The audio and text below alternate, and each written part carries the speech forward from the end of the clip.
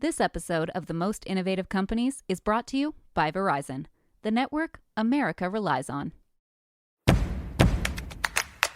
Before we get to today's episode, I was on the Rapid Response podcast talking about all things Apple following WWDC with former Fast Company editor-in-chief Bob Safian. If you are interested in giving us a listen, we've included the link to the episode in the show notes.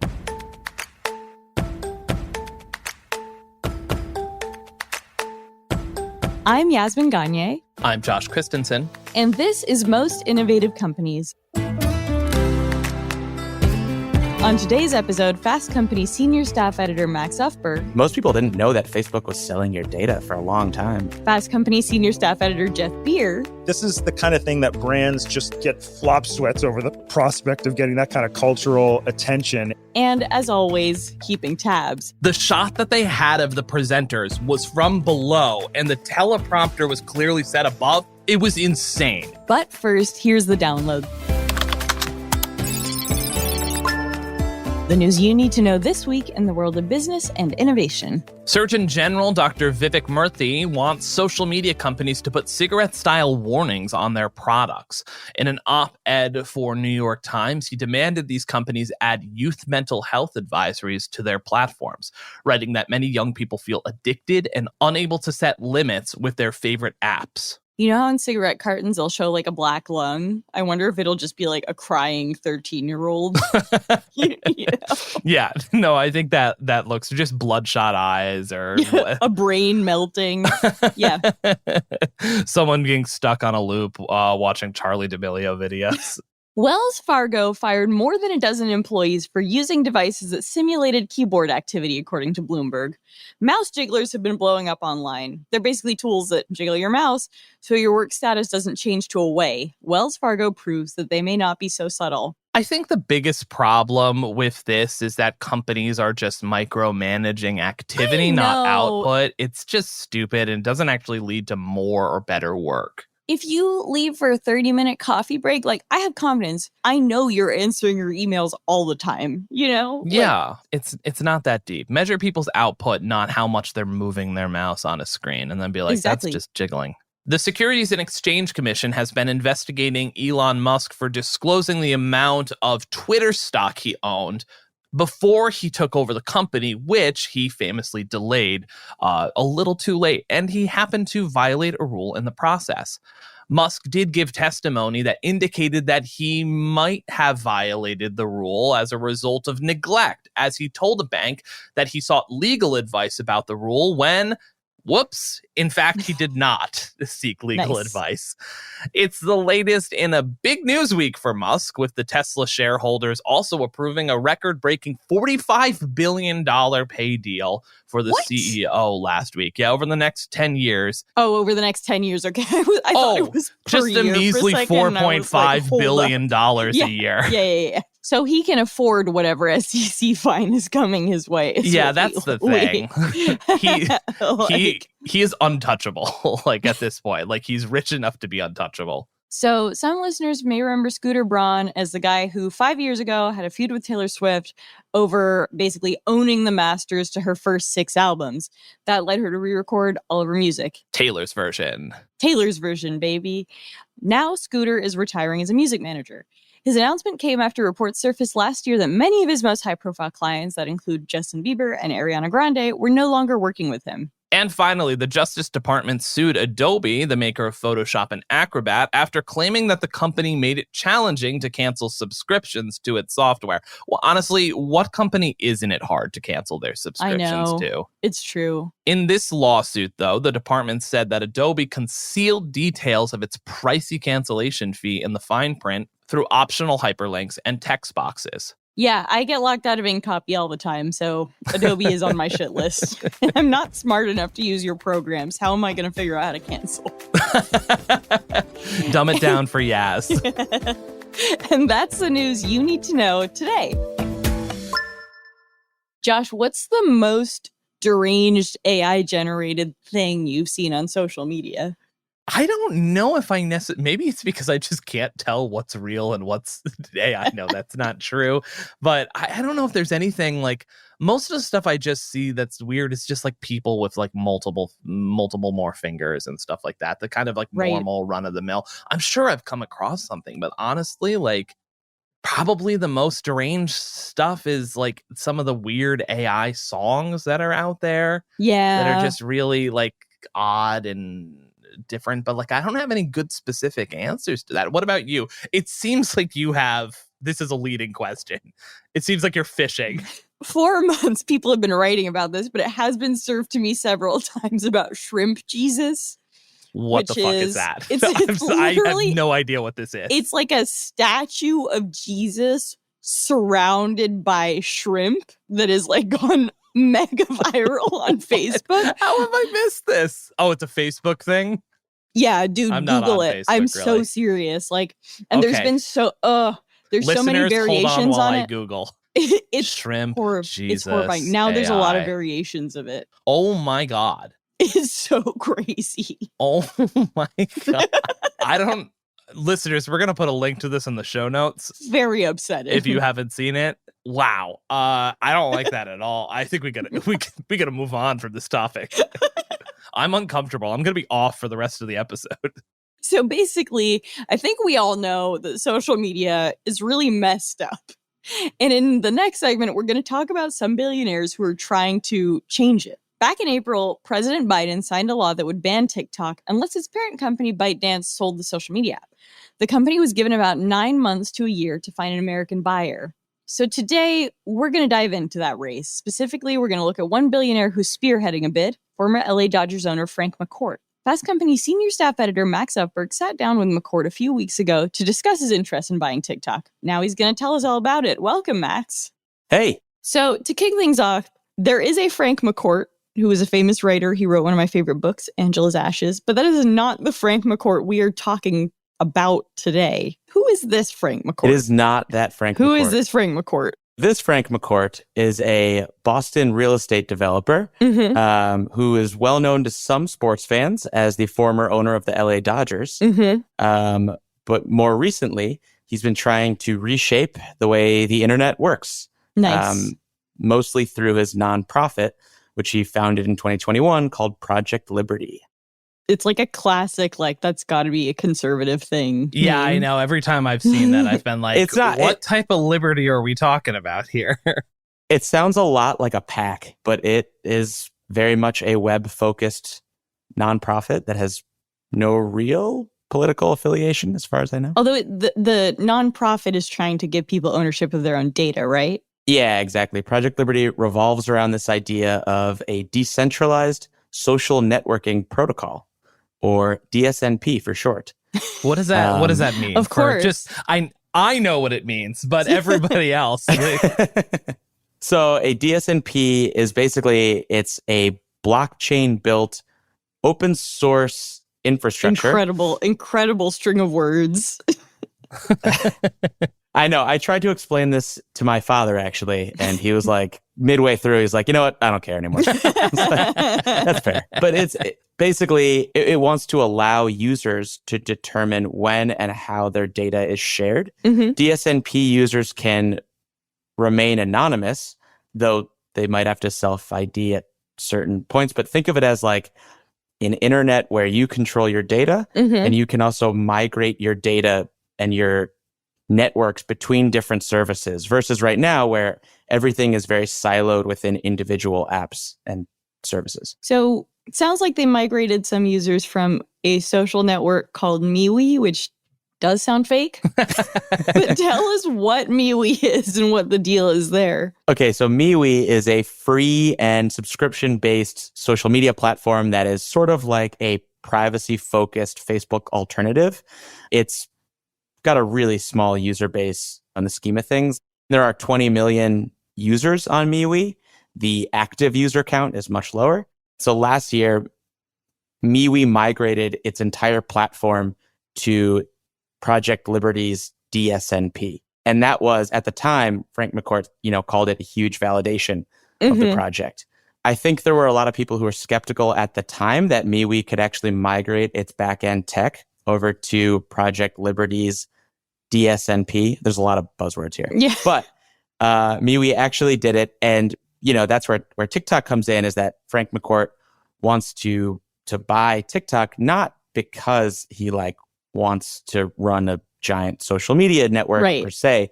It's more like he wants to move those users over to his version of a user prioritized internet. Now, before I ask you more about TikTok, I do want to take, I would say, a sort of Daily Mail moment in this podcast to talk a little bit about Frank McCourt's personal life, because he did sell the LA Dodgers off to pay for his divorce because he had an affair with a horse trainer or something.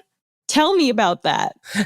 How pertinent is this to the story? It needs to be mentioned, but I need to bring this up. And I was like, there's no good way to bring it up, but it does need to be said.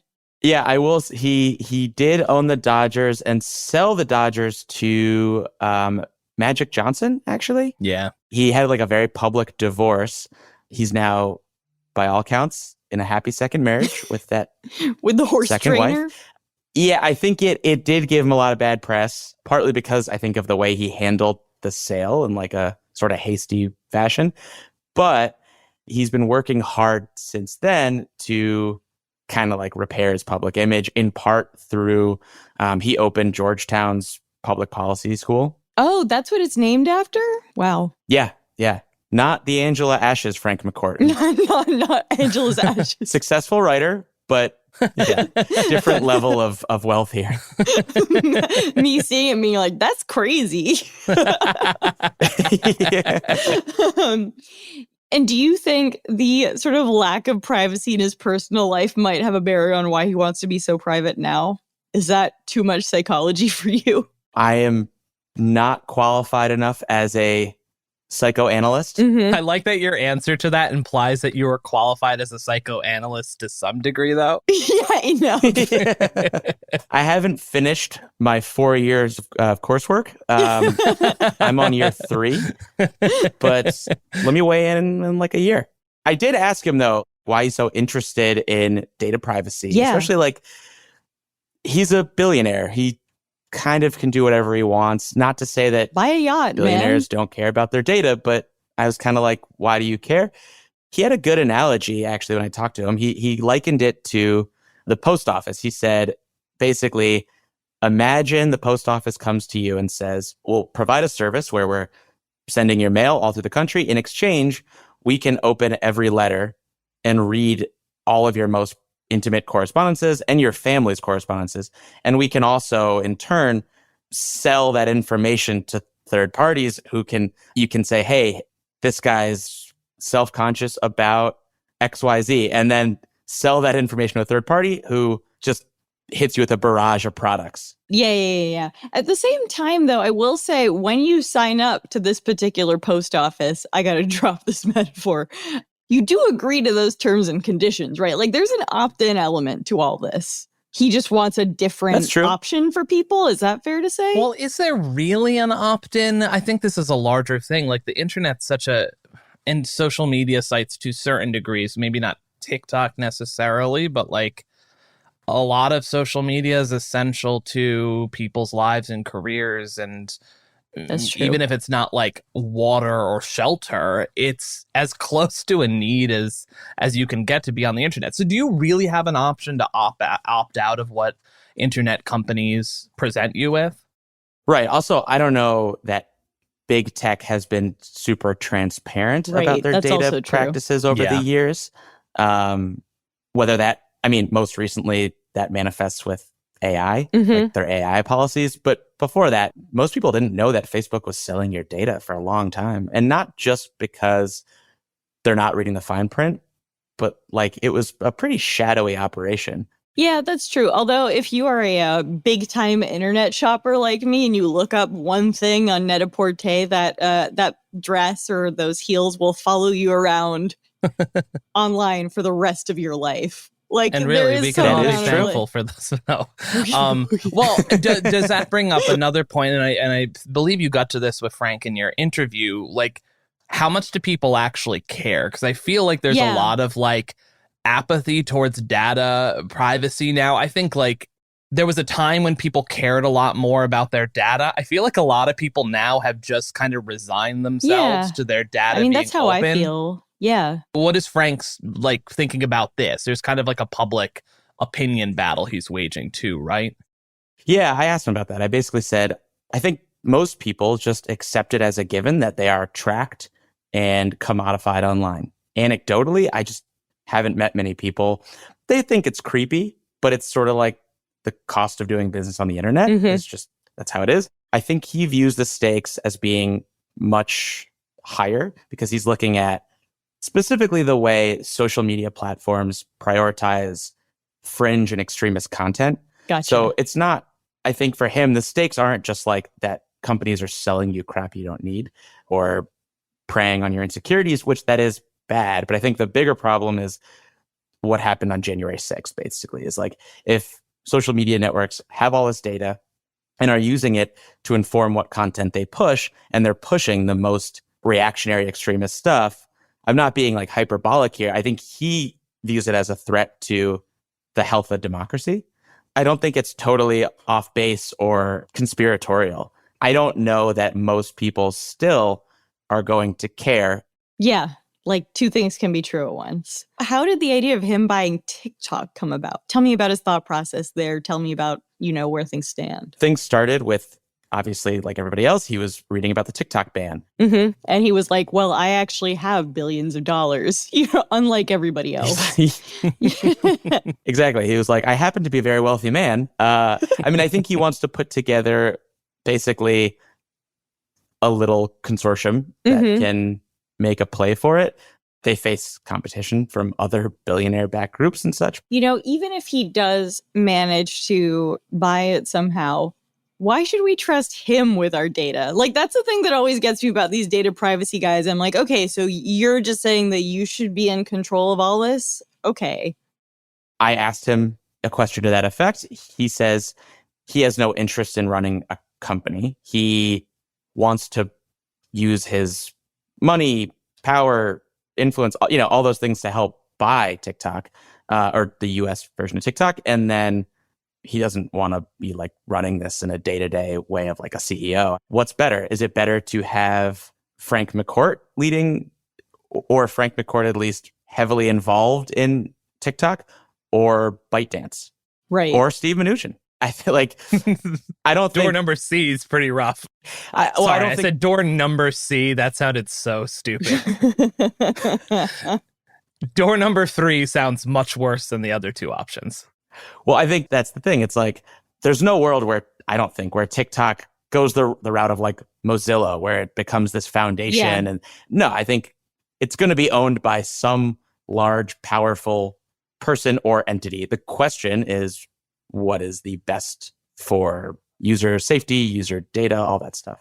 How confident would you be that this technology that Project Liberty is supporting and that he presumably wants to migrate all of TikTok over to would actually do what he wants it to do and limit extremism? Like, do we have any confidence that it can scale at that level? Or like, because we only have a very small migration that's 1,000th. Yeah, we have a very small sample size relative to what we're talking about with TikTok.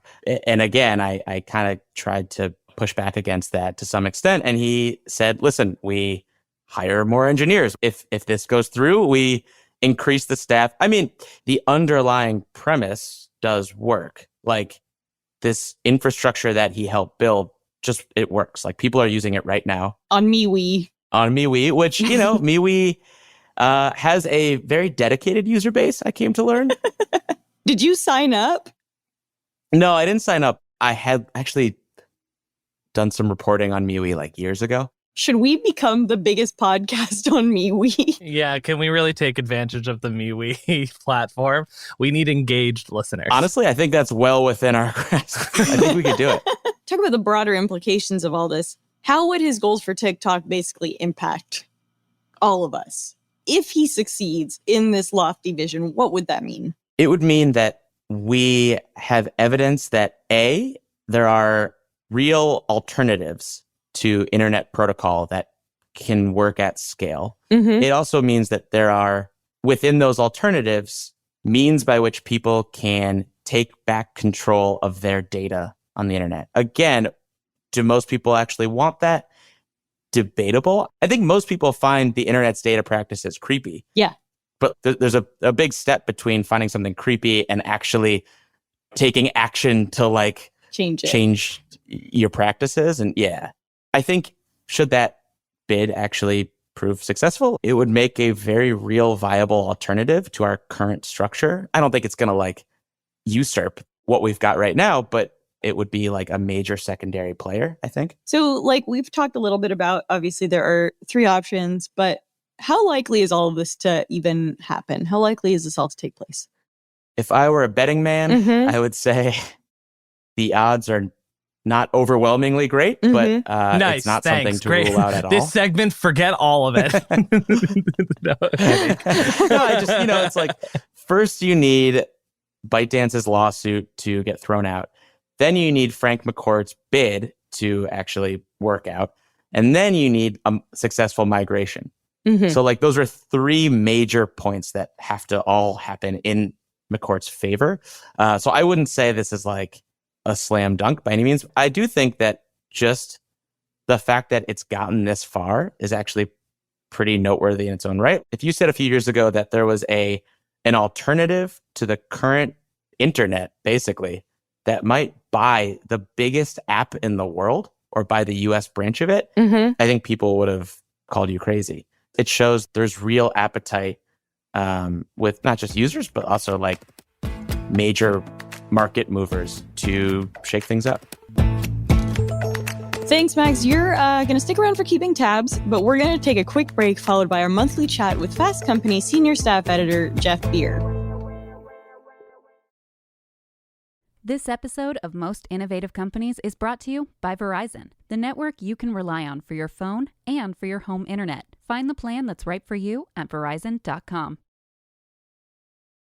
We're going to jump into our monthly Brands That Matter segment with Fast Company Senior Staff Editor Jeff Beer. Beer. Gaz and Josh, hello. Welcome back, Jeff. So this episode is airing while you're in Cannes, which you've conned your way into such a good situation, can I just say? A yearly trip to the south of France. It's a hard life. You're like turning to your wife like, sorry, babe, I got to go to work. It's tough. I miss Father's Day. It's. I don't feel sorry for you. But here's the thing. It's not like you're missing your child's birthday or Mother's Day. It's your day.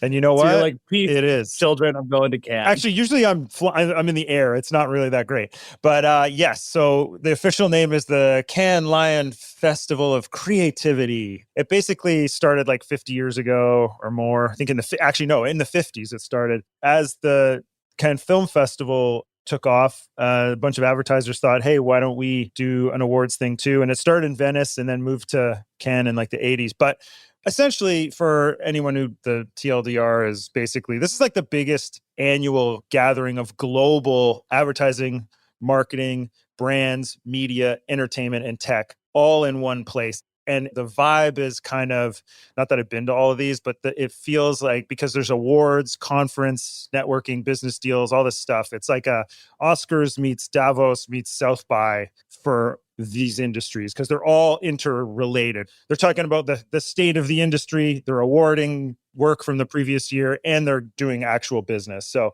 it's an interesting thing. It's like, while you'll like be somewhere like on some random yacht or something, and there'll be like a obscure ad targeting startup talking to pro athletes or Spotify execs or someone from Deloitte or McDonald's, all in just like one spot. Yeah. Who's the coolest person you've seen at Cannes? Oh, this is easy. Jeff Goldblum. Oh, that's fine. Hell yeah. That was a good one. That was a really good one. Of your namesake. Yes. Of the famous chefs. And he was actually like, exactly, they don't meet your heroes. This was not one of those situations. He was like, Jeff, yes. Good to see you. Yes. It was awesome. And he was talking about working with brands and all that stuff. So that was a while ago. But yeah, there was a Ridley Scott dinner situation. That's cool. That was pretty cool. So yeah, it's a weird mix and mingle of all these people who make money from each other. And the reason I'm there is because they're all there, and we talk about brand culture. We talk about how business meets culture. So to think about what work they're awarding and how they're viewing the state of their industry and charting the course for the next year is kind of why I'm there. And, I'll be we're working on a little video series with CMOs from brands like Google, Amazon, Unilever, McDonald's, and more, just talking about the issues they're facing right now. What is this Dan Weiden Titanium Lions contest, which is just the craziest name? Yeah. That's like how universities have like the Liquid Death Memorial position for a sociology and anthropology professor. They have these like massive the Frito-Lay School of Nutrition. Yeah, exactly. There's about, I think, 30 categories. Just like if you picture any sort of awards show or whatever, there's a whole bunch of categories across, there's film, they do sports, they do print and outdoor advertising, all these different segments of the work. But Titanium, and it was named for the late Dan Weiden, who founded Weiden and Kennedy, who people would know from inventing Just Do It for Nike and being Nike's agency for years and years. The Titanium is kind of like the big finale. It's awarded on Friday, the last day. It's kind of, in Oscars parlance, it would be the best picture. It's the big one. And it's work that spans all kind of different media and platforms. It's not one thing, like it has to be a TV commercial or it has to be a social thing. It's basically the work that they see as the most innovative overall. And so they, there's 180 entries to that category alone. They've whittled it down to a finalist list of 20. The other thing that's a little different with this category is, so there's juries for all these awards and different ones for different categories. And usually it's, the work submitted, the jury picks the winners, and there you go, they're announced, and it's wonderful. But once it gets to the shortlist, these folks in Cannes, so this week, now that when this is airing, the nominees kind of have to go in and live pitch to the jury. That's cool. I was going to ask, is there like, an Oscar style campaign that goes on beforehand, or is it really how meta would that be? It's a campaign for your campaign. Yeah. Well, talk about meta. Some of the shortlisted pieces are Super Bowl ads for Super Bowl ads for Super Bowl ads. It's like, so this could be an ad for that. It's they're not really I'm sure there's some lobbying and certainly some promotion. They leaking your kind of glorious case study online or something like that. But no, I don't think it's not the same as Oscars in that way.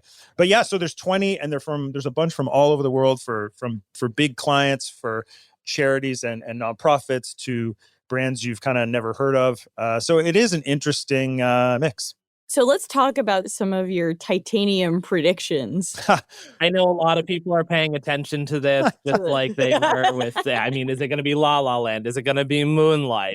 What are our Titanium? Am I going to be Warren Beatty? I think it is tough, but obviously it's not an exact science. I have 3 that I think have a really good chance. The first is DoorDash's Super Bowl campaign. It's DoorDash All the Ads, I think it's called. And that was by Weiden and Kennedy. And I like that because it's the scale and creativity it used to kind of make a already cultural branded moment in Super Bowl feel a little different. So basically what it did was the brand, they wanted to promote themselves as you could DoorDash anything, right? Like they'll deliver anything to your door. So basically they said they ran a contest and did an ad around. With all the brands. We talked about this. Yeah. We talked about you could DoorDash the winner. So some guy in San Antonio won like a BMW i5 M60, a 1-year subscription to Paramount Plus. So basically they would award deliver someone every product from all the brands in the Super Bowl. It was, that's a cool kind of got people's attention. It played with the platform of the Super Bowl and the role brands play. And from an industry awards side of things, the logistics to negotiate and deal with every single Super Bowl advertiser to get them on board is a bit of a feat as well. So I like that one. I was hoping the Kick of Destiny would get in there, but I guess not. The Kick of Destiny. Wait, also Weiden and Kennedy, actually. I don't even remember what the brand was associated. So FanDuel? maybe that's a brand. FanDuel. Yes, that's right. That makes sense. Aren't they in trouble? FanDuel? FanDuel is always in trouble, actually. I'm assuming any betting platform has always got a little bit of a fire going. Yeah, there was a thing about are you betting money on whether Gronk's going to make the kick or not? But it wasn't. It was just I don't know, some sort of credits. Guys, I'm not going to get into it here. What's It's next? not even nominated. Yeah. We're talking about it. So the second one is another Super Bowl campaign, which is interesting. Very different. Also meta in a way. L'Oreal brand CeraVe. CeraVe? I'm going to say CeraVe. CeraVe? CeraVe? I'm Canadian. You pronounce it the French CeraVe. way. The skincare brand. CeraVe, because the whole thing was Michael Cera. Exactly. V. Yeah. Also Canadian. This is no longer a brands that matter segment. This is who's Canadian with Jeff Beer. Just going down the list, guys. And you see the local Secret Canadians. Ryan Reynolds is with probably Jeff in there Beer. somewhere. Okay, so Martin Short. CeraVe, as you Americans say it, worked with agency Ogilvy, New York, and they basically, it's such a weird, kind of wonderful influencer campaign where they got Michael Cera, who's not exactly like your typical pitch man. He's not like Kevin Hart out there all the time or Reynolds or whoever. But like, so instead of just like making a teaser for their Super Bowl commercial, which every brand does now, and putting it up to social media, whatever, they basically recruited like 450 influencers across TikTok and Instagram, whatever, and got them to kind of see this idea. I was like, what is Michael Cera doing? There was like that video that went viral well before the Super Bowl of Cera in some random New York pharmacy, like a Dwayne Reed somewhere, using a Sharpie to sign bottles of the moisturizer. It was so good. I got sucked into a rabbit hole on these when this happened. You weren't the only one. The campaign got more than 6 billion impressions before the game. Holy shit. Yeah. So again, this was one where it's like you're talking about logistics of the influencers and keeping it kind of not secret, but like eking things out in a way that really got culture to pay attention, which is incredibly hard for any brand. And I feel like, I forget if he was on Kimmel, but he was on Late Night talking about like, this is the kind of thing that brands just like get flop sweats over the prospect of getting that kind of cultural attention. And it wasn't just paid attention. It was actually people thought it was fun and got into it. That's a really good one. The reason why I like that, and so speaking of some of the Super Bowl ads, I find myself walking away from like the Super Bowl, remembering the ad, but not the brand that it was associated with. And you can't possibly do that with CeraVe. Yeah. But I mean, it's just kind of a marriage made in heaven with the last name of Michael Cera. But still, I mean, like we were just saying with like the kick of destiny, I couldn't remember. No idea who it was about, which I think is a bit of an issue and maybe just a me thing on that. But oh, absolutely not. I mean, it's totally, it's a cliche that the Super Bowl, you'll laugh at, then love the celebrity ads or whatever and be like, what was it for again? So yes, the use of the name, and also just the way it wasn't just your basic kind of teaser campaign. BMW had a great teaser with Christopher Walken, for example, talking on the phone about like, what? It's an ad for an ad. What the hell am I doing? Like that was funny, but just what I remember that I had to look it up this morning. Was it BMW or what? So like, you're right. It's Michael Cera with CeraVe was perfect. So the third one is more international. It was a French ad for the telecom Orange. Or Orange from mes amis français. It was called Women's Football, and it's by an agent called Marcel Paris. And basically, it was an ad that showed all these fast-paced clips, highlights of France's men's national soccer team scoring these amazing goals, great moves, goals.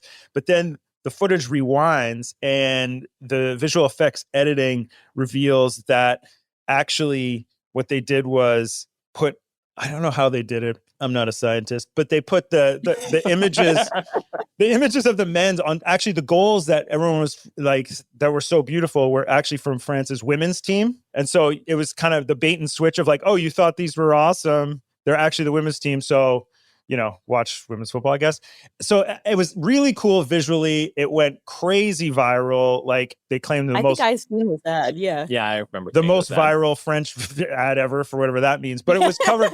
it was covered by media in over 90 countries for a very France specific ad.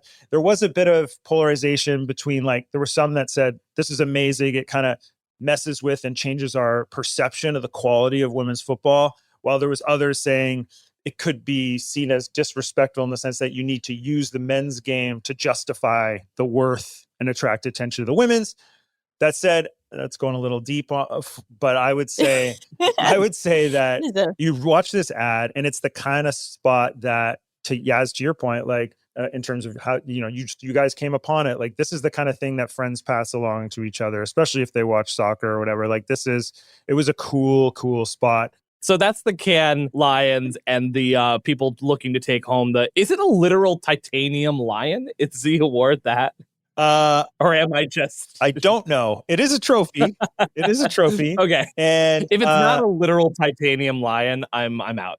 So you mentioned 3 campaigns. Who's the winner to your mind? Who wins the Jeff Award? The Jeff Award. Well, you know what? I will change my mind. Who should we be placing money on with FanDuel, Kick of Destiny? Ad of Destiny.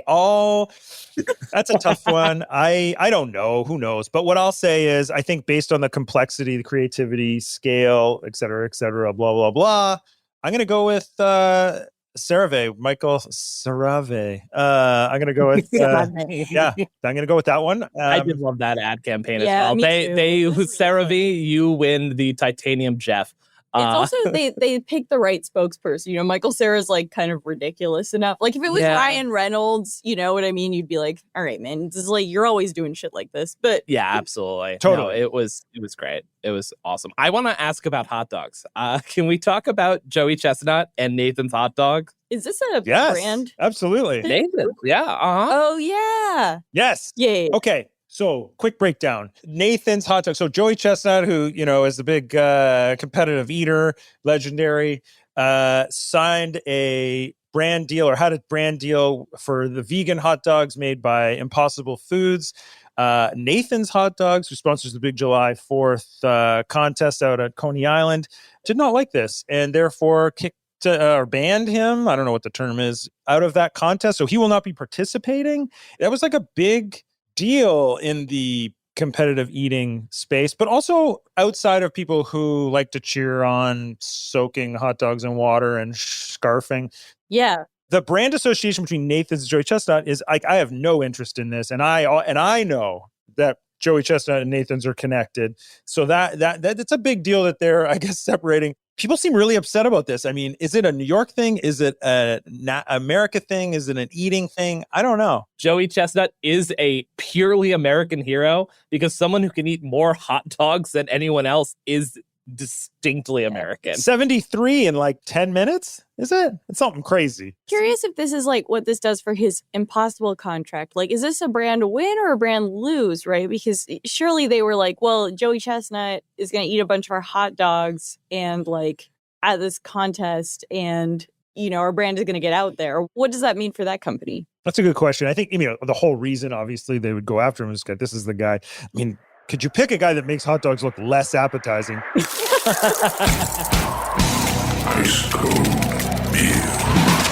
The idea that his association just with it is like he's the legit, to Josh's point, the great American hot dog hero. So him being associated, I think initially would be a brand win with this big controversy. My answer would be it depends. Depends on what you want to do with it and what he's willing to do with it, because I think there could be a very interesting way Impossible could approach this in the sense that, okay, program on July 4th, have him eat 73 Impossible hot dogs. So exactly. Put it live on YouTube or whatever. Like have you no heart, Yaz? Put on your own event, right? Like do a thing. Like he was actually kicked out of that. Put him in front of a Seamless in a studio and have him eat 70 Impossible hot dogs. Imagine how you'd feel. I mean, do they react the same with the water dipping, I wonder? Or is that just for the buns? The water dipping's more about the bun.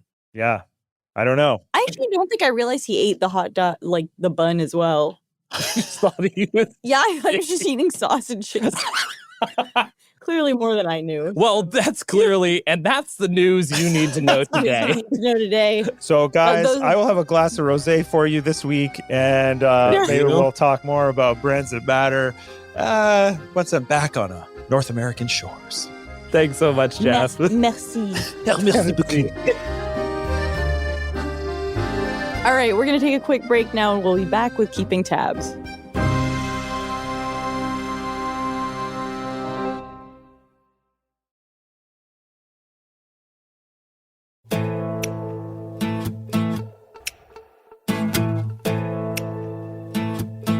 Okay, we are back with Max, and it's time to wrap up the show with Keeping Tabs.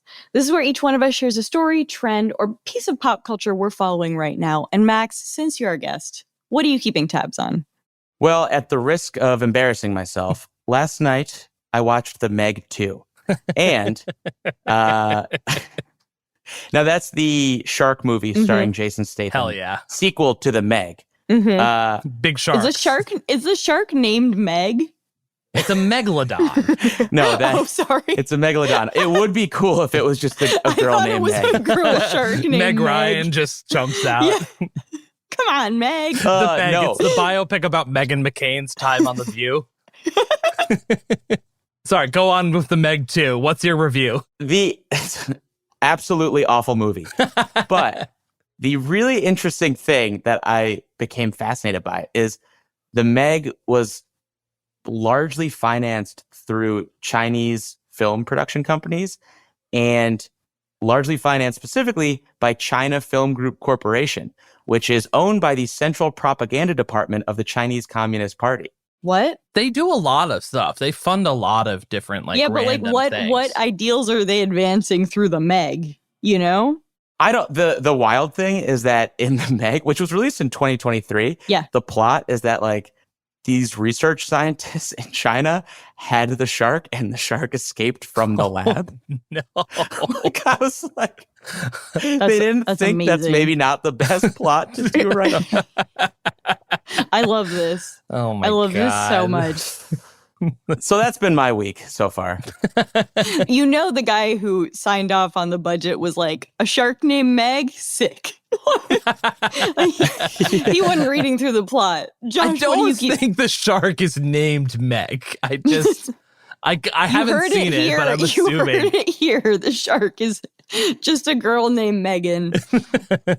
Josh, what are you It is her keeping tabs bachelorette on? party and she's throwing a shit fit. Buy me shots. Oh no. Josh, what are you keeping tabs on? Well, while Max was watching The Meg last night, I was being a cultured individual and watching the Tony Awards, which obviously I'm a big theater fan, so I was keeping an eye on that. And yeah, I've seen a decent amount of stuff this year. I wasn't surprised necessarily by any of the winners. Big winners were Stereophonic, which I haven't seen yet, but I've heard is amazing, and I have tickets coming up next month for Best New Play. And The Outsiders won for Best New Musical, which is based on the, why am I forgetting? Oh my God, I'm forgetting the writer's name. S.E. Hinton? S.E. Hinton, yeah. That brain. Which was written 60 years ago by S.E. Hinton. Did you realize that S.E. Hinton was 16 years old when she wrote the book The Outsiders? Fuck that. I am so That's tired insane. of being, I'm so tired of being in my 30s and just feeling shown up all the time. And like, listen, is it mildly derivative of West Side Story? Yes, but for it's not that 16-year-olds, I really loved the book when I was a kid. I really liked it too. I just want to be rude because she was 16. The Meg franchise is actually based on the novel The Trench. The Meg and the Meg 2 were written by generative AI, and you can't convince me otherwise. But back to the Tony Awards. My one criticism of the night was, I don't know who directed this production, the Tony Awards itself, but the camera work was insane the entire night. Like, the shot that they had of the presenters was from below, and the teleprompter was clearly set above, so everyone was looking up as they were reading the teleprompter. It was insane. It's because it was made by theater people and not film people. Clearly, honestly, like, just get me someone who knows how to set a camera angle to do the Tony Awards. But it's never been this bad before. It was bad. It was rough. And also, no shade to Ariana. Well, a little shade to Ariana DeBose. Stop having her host things. She's very talented. She seems like a lovely person. Unless she raps again. Yeah, I can't get behind her hosting as many things as she does. It's not for me. It's not for me. But that was the Tony Awards. Congrats to all the winners. And a lot of the performers who, me and my wife, who is a theater person, as many people know, knew a lot of the performers out there. So congratulations to all of them. Were there any major snubs?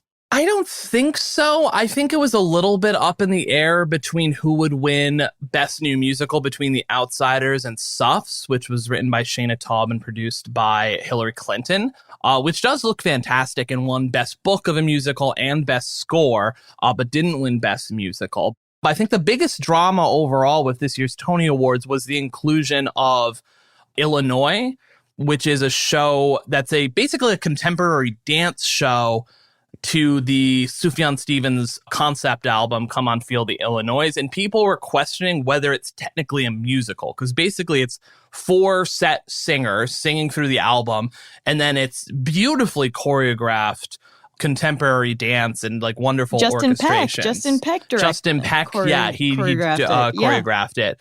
It's really stunning, and it's one of my favorite albums, of course, because I'm a 34-year-old white man. That Sufjan Stevens is right in my sweet spot. But people were like, is this actually a musical? Should this be included? I'm personally all for it being included, just because I think it was a terrific piece of theater, regardless of its general structure and whether that technically qualifies as a musical.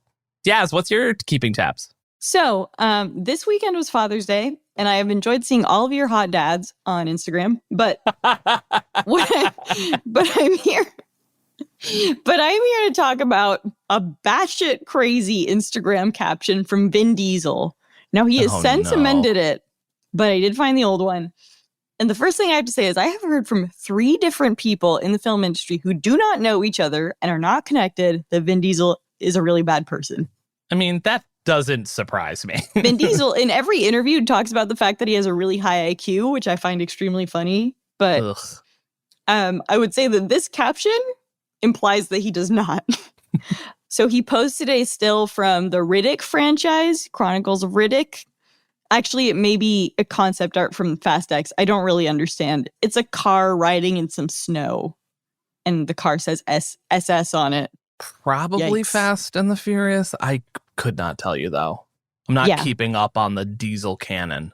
So anyway, on Father's Day 2024, he was location scouting for Riddick Furia, and he posted like a normal, like, Happy Father's Day to you all. And then, while location scouting in Europe for Riddick, the concept art from Fast X Part 2 kept pouring in. I guess that's what this is. And then he followed it up with this. On a side note, ...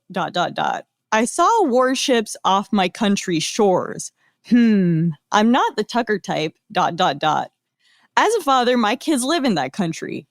Putin, I will fly to the Caribbean. Come have dinner. Let's not let foolishness dictate the future. #Happy Father's Day. Oh, God. So I think he just invited Putin to have dinner with him in the Caribbean. Sounds romantic, honestly. And all I'm saying is, Tony Blinken, get out of the way. Yeah, it's Secretary of State. Honestly, not putting it past Trump if he wins the next term to have Secretary of State Vin Diesel. Vin Diesel.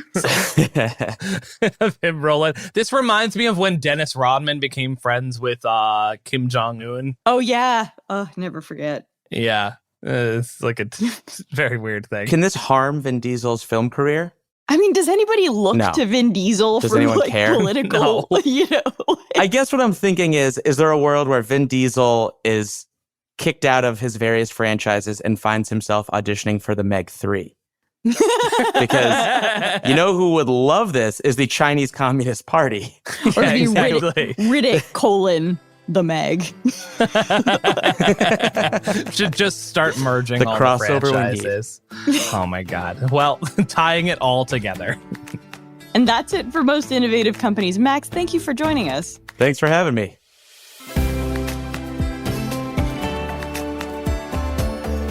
Our show is produced by Avery Miles and Blake Odom, mix and sound design by Nicholas Torres, and our executive producer is Josh Christensen. Remember again to subscribe, rate, and review, and we'll see you next week.